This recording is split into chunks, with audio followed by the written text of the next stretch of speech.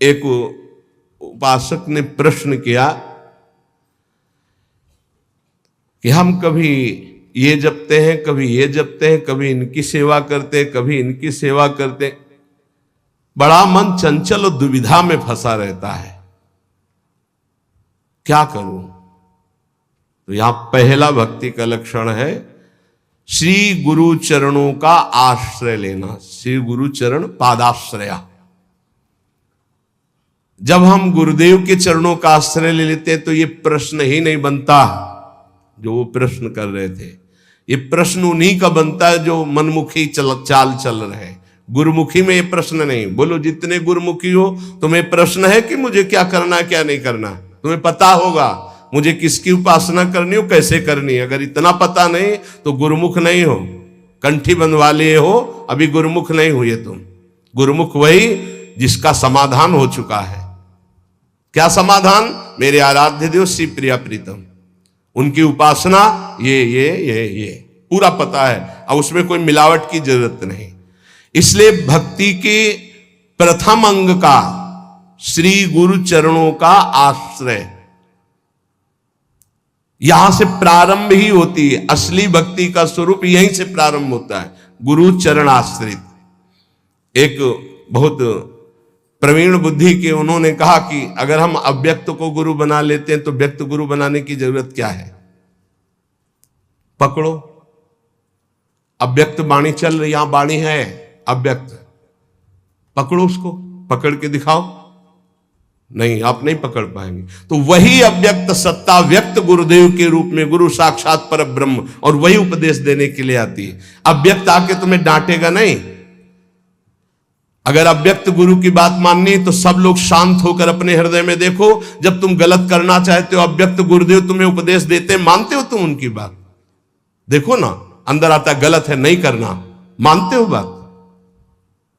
और व्यक्त गुरुदेव धज्जियां उड़ा देंगे तुम्हारी। अगर जरा भी तुम आश्रय छोड़ के भाग गए तो बात अलग है। जरा भी आश्रय लिए तो तुम्हें सुधरना पड़ेगा। आज नहीं तो कल, कल नहीं तो परसों तुम्हें भगवत प्राप्ति होगी, पक्का होगी। क्योंकि गुरु की नजर पड़ चुकी, अब तुम्हें विकार परास्त नहीं कर सकते। श्री गुरु चरणों का आश्रय लेना पहला।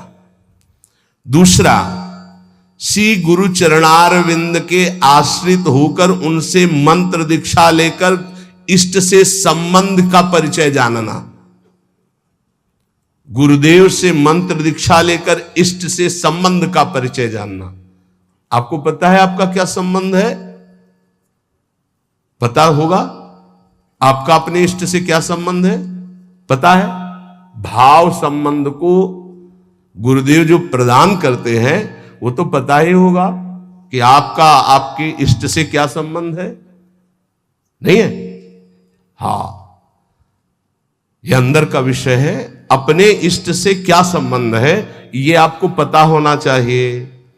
गुरु मंत्र दीक्षा और इष्ट संबंध भक्ति के 64 अंगों में दूसरा। पहला है, सबसे पहला गुरु आश्रय। एक आए थे बहुत ज्ञानी जी, बहुत बड़े ज्ञानी जी। वो, मुझे मोह क्यों है? भ्रम हो गया है। ये भ्रम क्यों है? क्योंकि अज्ञान है। ये अज्ञान क्यों है? क्योंकि आप स्वीकार किए। ये आप कौन है? ब्रह्म है। ये ब्रह्म कैसे है? वह किसके चेला हो? गुरु बनाया किसी को?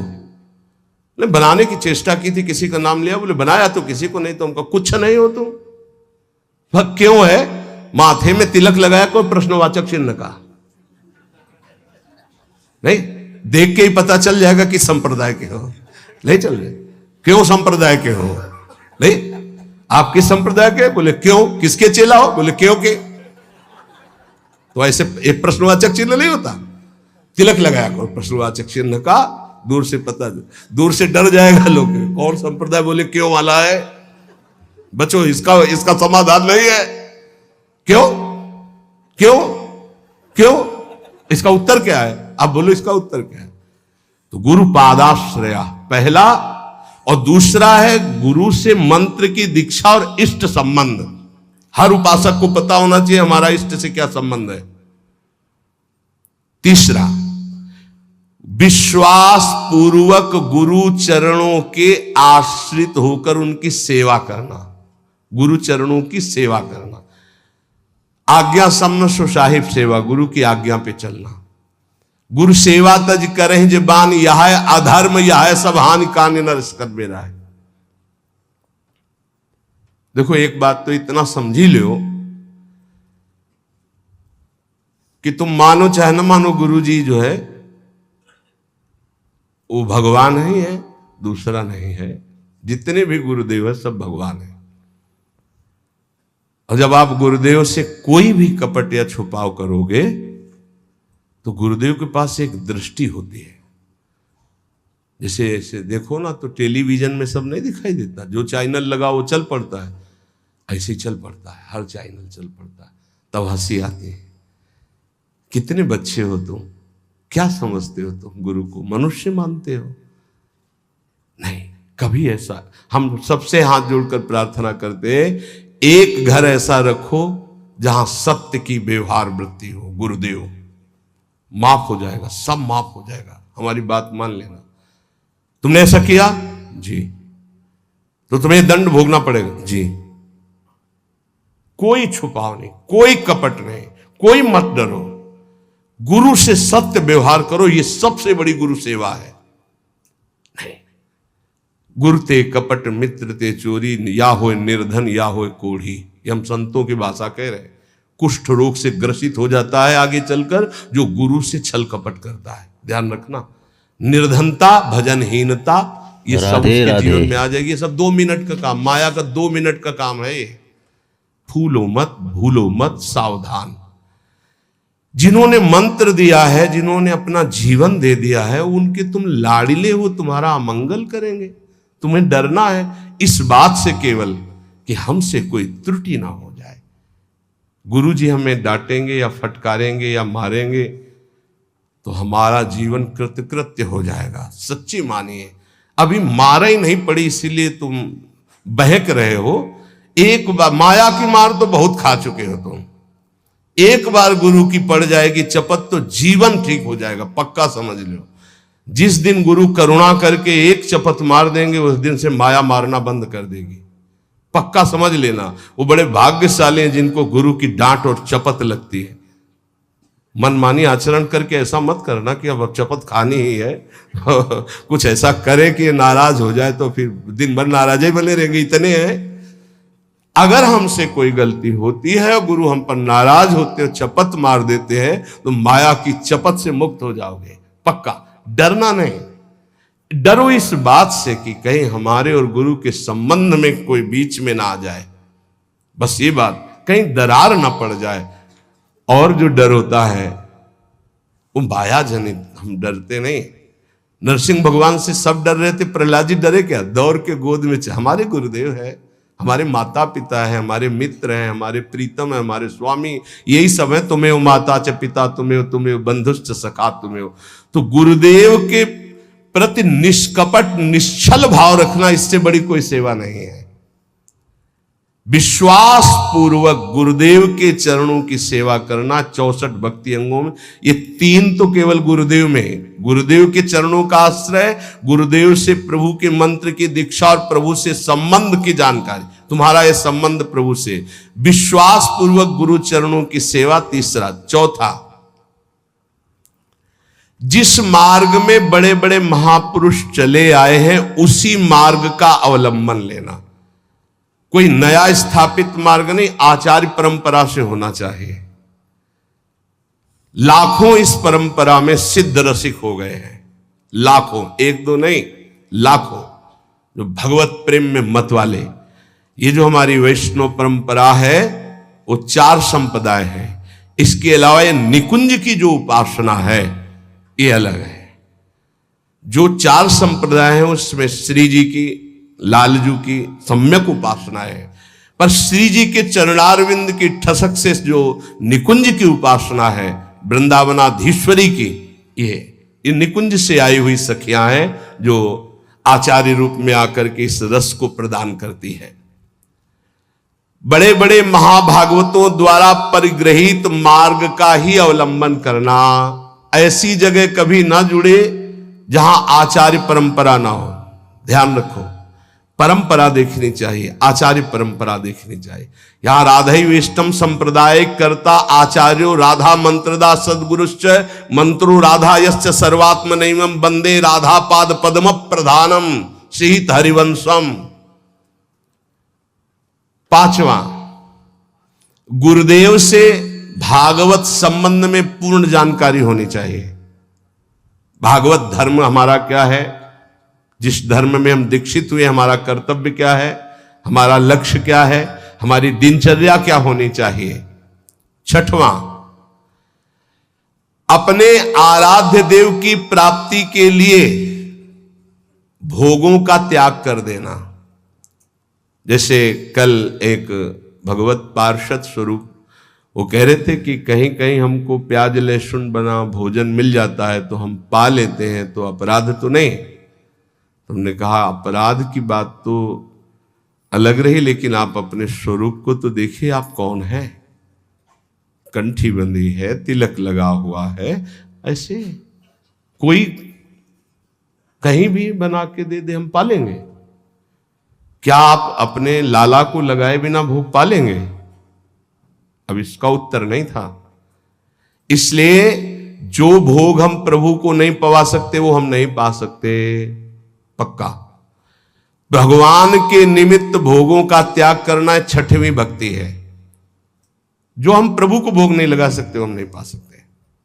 सातवां, मथुरा वृंदावन आदि जो भगवत धाम है इनमें निवास करना।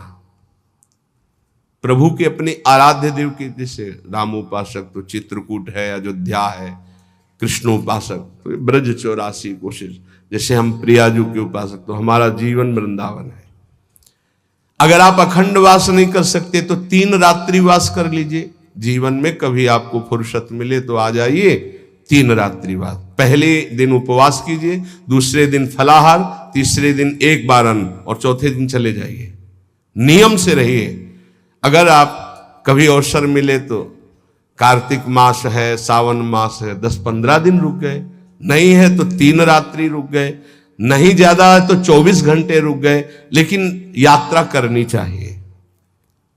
महाप्रभु चैतन्य देव जी ने जब जगन्नाथपुरी में नवद्वीप के सब वैष्णव जन गए थे तब यही कहा था कि गृहस्थी में विशेष भगवत आराधना का समय नहीं रहता, तो साल 6 महीने में ऐसा समय निकालना चाहिए कि 2-4 दिन साधु समागम करें, धाम वास करें, पुरी में वास करें, भगवत दर्शन, ऐसा करना चाहिए।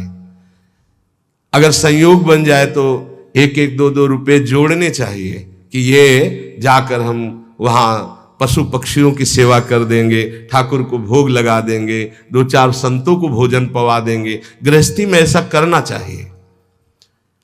और जो विरक्त भाव में वो तो धाम आदि का ही सेवन करते हैं।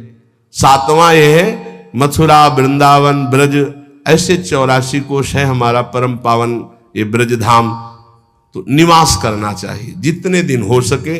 अखंड तो को हो, कोई कोई विशेष भाग्यशाली ये लाभ लेता है। 8वां, किसी के द्वारा दी हुई वस्तुओं को अगर विरक्त है तो उतना ही स्वीकार करे जितनी आवश्यकता है, अनावश्यक नहीं। और गृहस्थ है तो किसी के द्वारा दी हुई वस्तुओं को स्वीकार ही ना करे। ये भक्ति का 8वां अंग है। आप गृहस्थ हो तो आप अगर नमक रोटी भोग लगाओगे ठाकुर जी को बहुत अच्छा लगेगा। अपनी कमाई का, अपने दूसरे से लेने की जरूरत नहीं। ये जो चटोरापन आ जाता है फिर उससे भक्ति नष्ट हो जाती है, चाहे गृहस्थ हो चाहे विरक्त हो। विरक्त जितनी आवश्यकता और गृहस्थ अपनी धर्म की कमाई, दूसरे के आगे हाथ फैलाना गृहस्थ का धर्म नहीं। 9वां, व्रतों का सम्मान करना। 64 भक्ति अंगों में है। जो भागवतिक व्रत हैं उनका सम्मान करना, उन दिनों में व्रत रहना, ऐसा। लेकिन यहां वृंदावन नित्य विहार उपासना में विधि निषेध नहीं दास अनन्य उत्कृष्ट व्रतधारी, यहां उत्कृष्ट व्रत धारण किया गया है। ज्ञान धर्म व्रत कर्म जीते सब काहू में नहीं मोह प्रतीति, रसिक अनन्य निशान बजायो एक श्याम श्यामा पद प्रीति। सर्वस्व महाप्रसाद प्रसिद्ध ताके, ये सर्वस्व श्री जी की जूठन के आगे हमारा कुछ नहीं। श्री जी का उच्छिष्टामृत, आठों पैर उनका दुलार। 10वां, आंवला है, पीपल है, तमाल है, ये वृक्ष हैं। आप परिक्रमा कर रहे हैं तो इनको दाहिने कर लीजिए, दाहिने करके निकलिए। अगर आपको सहज में दिखाई दे रहा है कि आंवला, पीपल, तमाल आदि, तो थोड़ा 4 कदम चलकर उसे दाहिने का अपनी परिक्रमा में ले लीजिए, प्रणाम कीजिए। इनका सम्मान करना ये भक्ति का 10वां अंग है। 11वां, जो भगवान की निंदा करने वाले हैं, भक्तों की निंदा करने वाले हैं, भक्ति की निंदा करने वाले, ऐसे भगवत विमुख को पहचान ले और उसका कभी संग न करे। ये भक्ति का अंग है। ऐसा संग, जिनके संग कुमति मति उपजे, करत भजन में भंग, तजोरे मन हरि विमुखन को संग। ये दीक्षा देने में एक अंग का वर्णन जरूर करते हैं कि ऐसे लोगों का संग कदापि न किया जाए। दूसरा कहते हैं कि भोजन, जैसे आप रिश्तेदार या नातेदार के यहाँ गए या कहीं गए, वहां मांस पात्रों में बनता है और आपने वैष्णो तिलक आदि लगा रखे, तो आपको खीर पूड़ी बना के दे तो भी आपको नहीं पाना है, क्योंकि रसोई तो वही है, पात्र तो वही। हमारा वैष्णो धर्म आज्ञा नहीं करता ऐसा। इसीलिए भगवान के लिए भोगों का त्याग करना। 12वां, अनाधिकारी को शिष्य बना लेना। गुरु को नरक जाना पड़ता है, ध्यान रखना। ये व्यवहार का विषय नहीं है। हरे शिष्य धन शोक न हरे, सो गुरु घोर नरक मा परे। एक दिन एक गुरु शिष्यों के साथ जा रहे थे, तो एक बड़े केचुआ में, केचुआ समझते ना जो मिट्टी खाता है, लाल चींटी लगी थी हजारों। तो उनका गुरुदेव, कितना इसको कष्ट हो रहा होगा, क्या इसने ऐसा काम किया कि इसके कोमल शरीर को लाल चींटी काट ले तो बहुत कष्ट होता, खुजलाता, दाग बन जाता बहुत। बोले हजारों इसके कोमल शरीर में लगे हैं। ध्यानस्थ हुए, कहा बेटा ये गुरु जी हैं, ये चेला है। ये गुरु जी हैं जो केचुआ बने हैं, और ये चेला जो चींटी बनी, इनसे धन लिया है। भगवत प्राप्ति की कोई चर्चा नहीं, तो ये देखो ये लीला हो रही। एक न सुने एक नहीं देखा, गुरु शिष्य अंध बधिर कर लेखा। गुरुदेव उपदेश नहीं कर रहे, अपने शिष्य को गलत मार्ग में जा रहा है तो डांट नहीं रहे, और शिष्य गुरुदेव की बात नहीं सुन रहा, दोनों नरक भोगेंगे। अनाधिकारी को शिष्य बनाने का मतलब है अपनी गति में फर्क डाल लेना। इसलिए आरत अधिकारी जब पावे गूढ़ तत्व न, ये व्यवहार का विषय नहीं कि आपके व्यवहार से हम दीक्षा दें। ये डायरेक्ट सीधा है। हमें अनुकूल लगा तो देंगे, हमारे धर्म के अनुकूल नहीं लगा तो कोई व्यवहार का विषय है, ये धर्म का विषय है, ये जीवन का विषय है। तुम थोड़ी नरक में हमारी रक्षा करोगे, हम तुम्हारी नरक में रक्षा करेंगे। हमारे अनुकूल चलना होगा, जो धर्म का आचरण है।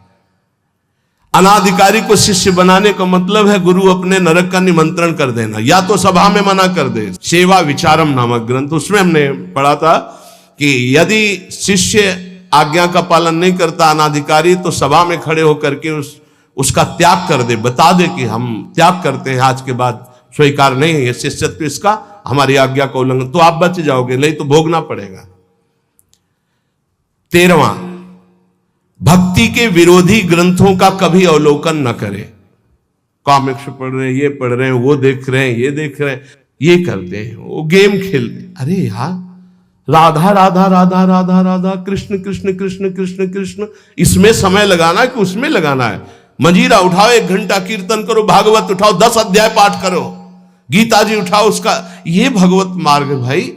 भगवत विरोधी भावों को नहीं, भगवत विरोधी ग्रंथों को नहीं। 14वां, जिससे हमारी भक्ति में बाधा पड़े ऐसे कभी कार्य ना करें। बड़े बड़े व्यवहारिक कार्य, बड़े बड़े सामाजिक कार्य, बड़ी बड़ी सभाएं जिससे हमारा भजन छूटे, ठीक। पूज्य पंडित गया प्रसाद जी महाराज गिरिराज वाले, तब माना जाएगा कि आपका भजन हुआ जब बड़े से बड़े शुभ कार्य के अनुष्ठान का मन न चले। सच्ची मानिए, महा उत्सव है यदि आप भगवत स्मरण कर रहे हो, इससे बड़ा कोई उत्सव नहीं। हर समय धीमी धीमी मधुर मधुर भगवान की नाम ध्वनि अंदर उठ रही, आप सुन रहे हैं उसे, उसी का चिंतन कर रहे हैं, इससे बड़ी कोई उत्सव की वृत्ति नहीं। भावोत्सवेन भजताम रसकाम धेनुम तम राधिका चरण रेणु महाम स्मरामि। चाहे वो ज्ञान मार्ग हो, चाहे भगवत भक्ति का मार्ग हो, जब तक संसार का चिंतन है तब तक न ज्ञानी है न वो भक्त है। और भगवत चिंतन इससे बढ़कर के कोई स्थिति नहीं है। भगवत प्राप्ति के लिए किसी भी चंदे की या किसी भी सहयोग की जरूरत नहीं है। वो हृदय से भगवत स्मरण करे, इसी से भगवत प्राप्ति होती। आप गीता जी और भागवत जी सब उठा करके देख लीजिए। अनन्य चिंतयन्तो माम अनन्य चेता सततम, जगह जगह अनन्य चिंतन। ये दूसरे के द्वारा नहीं होता, ये अपने द्वारा होता है। ये पैसे से नहीं होता है, ये बार बार अभ्यास से, मन लगाने से होता है। 15वां, यदि आपके घर कोई अतिथि साधु महात्मा आ गया है, भारी व्यवस्था नहीं है आपके पास, माना तो आज अपना भोजन दे दीजिए, उसमें कंजूसी मत कीजिए। आप अपने किसी उचित व्यवहार के लिए अर्थ ले जा रहे हैं, कोई बीमार तड़प रहा है, आप कष्ट सह लीजिए, वो पैसे से दवा उसको दे दीजिए। ये पूज्य गुरुदेव भगवान के श्रीमुख के वचन। प्राप्त सेवा का कभी भी त्याग नहीं करना चाहिए। वो भगवान की कृपा से आध्यात्मिक उन्नति के लिए होती। प्राप्त सेवा, आप जा रहे हो, कोई बहुत कष्ट से पीड़ित पड़ा है, आपको आवश्यकता है उसकी सेवा, आप बैठ जाओ, उसकी सेवा करो। नहीं कुछ है तो तन से सेवा करो, कपड़े से हवा करने लगो, पानी पिला दो, फिर उस समय जरूरत है तो 4 से याचना करके उसको आप औषधि दिला दो। उचित व्यवहार में, सेवा में किसी भी तरह का कुविचार या कृपणता ना होने पावे। अरे ऐसे तो सब पड़े ही रहते, नहीं नहीं, प्राप्त से भगवान ने तुम्हें सेवा दी, उस समय करो। कोई आपके घर आ गया तो वक्र दृष्टि से मत देखो, ए तो साधु महात्मा है, ऐसे नहीं। भगवान आए, तुम्हारे पापों का नाश हो जाएगा मंगल के लिए। अगर वो रोटी मांग रहे, भोजन मांग रहे, आप दौड़ कर जाइए, दरवाजे पर उनको भिक्षा दीजिए। सच्चा महात्मा कभी घर में नहीं घुसेगा, ये ध्यान रखना। ऐसे नहीं घुसेगा कि आपके गेट को लांग कर अंदर भिक्षा में जाए, ऐसा कभी नहीं, सिद्धांत नहीं। जो सच्चे मार्ग का पथिक को दरवाजे पे ही राधे श्याम बोलेगा, वो अंदर आ ही नहीं सकता। तुम्हें निश्चिंत रहना है। और जो अंदर आने की बात चेष्टा करे तो आपकी श्रद्धा, आपका परिचय है तो ठीक है, नहीं तो अनुमति नहीं है, पक्का। इसमें कभी धोखा नहीं खाओगे। जो सच्चे मार्ग का पथिक को, उसको गुरुजन शिक्षा देते हैं, भिक्षा गेट के बाहर ही ली जाती है। भिक्षा कभी ऐसा नहीं कि आंगन में जाके मांगी जाती हो, कभी नहीं हो। जो आंगन में जाने की चेष्टा करे वो आपका परिचय हो तो ठीक है, आपका विश्वास तो ठीक है, अन्यथा हमारे शास्त्र आज्ञा ऐसा नहीं है। कभी कोई भिक्षा के लिए आ जाए तो अपना भोजन दे दे, लेकिन उसका तिरस्कार ना करे। अगर आप में इतनी भी श्रद्धा नहीं तो 2 बातें तो कर ही सकते हैं। राधे श्याम, वो कह रहा है हमें अमुक चीज चाहिए, असमर्थ हूं, आप जल पी लीजिए, मृदु वचन बुला दीजिए। ऐसे शब्द बोलिए कि उनको बचने का दरिद्रता, आपको नहीं देने की सामर्थ्य, आप मना कर दीजिए। लेकिन कटु वचन और रुद्र दृष्टि अगर अतिथि के प्रति की गई तो सारा आपका पुण्य नष्ट हो जाएगा, सारा पुण्य नष्ट हो जाएगा। ये धर्मशास्त्र के अंतर्गत की बात है। उचित व्यवहार, उचित सेवा का अवसर आया, उसमें कंजूसी मत कीजिए। देने में संकोच नहीं होना चाहिए। अब हमारा फिर क्या होगा? वो विश्वंभर देख रहा है, बहुत सुंदर व्यवस्था करेगा। आज तक जिसने साधु सेवा की, भगवान की प्राप्ति हुई, भगवान की कृपा प्राप्ति हुई। कभी ऐसा नहीं हो सकता कि संत सेवा वाला, कभी नहीं हो सकता। श्री जी उसके वैभव, उसके सेवा में उपस्थित, भगवान उपस्थित है। त्रिलोचन जी के यहाँ संत सेवा में स्वयं भगवान श्री हरि अंतर्यामी बन नौकर बन करके चले गए। तो ये कभी ना सोचो कि भिक्षुक को, साधु सेवा को अगर हम स्वीकार करेंगे तो हमारा कुछ चला जाएगा। नहीं नहीं, एक का वो लाखों देता है, ऐसा महान है उनका मालिक। तो भक्त का ये 15वां लक्षण है 64 अंगों में कि आए हुए प्राप्त अतिथि सेवा, संत सेवा या किसी की ऐसी परिस्थिति, उसमें कंजूसी ना करे, वो बड़े भाव से सेवा करे। 16वां, कुछ भी नष्ट हो जाए शोक ना करे। शोक क्यों ना करे? हमारी बड़ी कीमती वस्तु नष्ट हो गई, तो जिसने अनंत ब्रह्मांड बनाया मेरा स्वामी जिस समय चाहेगा वो उससे बड़ी कीमती वस्तु दे देगा, मैं शोक क्यों करूं। दूसरा, क्रोध न करें। क्रोध होता है कामना से, जब हमारी कामना की पूर्ति में बाधा लगता है तो कामा संजायते क्रोधा। अगर हमारी कामना की पूर्ति नहीं तो हरि कोई बहुत मंगल में विधान कर रहे हैं, हमें क्रोध नहीं करना। अगर कोई हमारा अपमान कर रहा है तो हरि बहुत कृपा कर रहे हैं, मेरे देहाभिमान को गलित कर रहे हैं। अगर कोई हमारी निंदा कर रहा है तो हमारे पापों को नष्ट कर रहा है, उससे जैसा हमारा प्यारा मित्र कौन हो सकता है। तो हमें क्रोध बनता ही नहीं किसी पर कर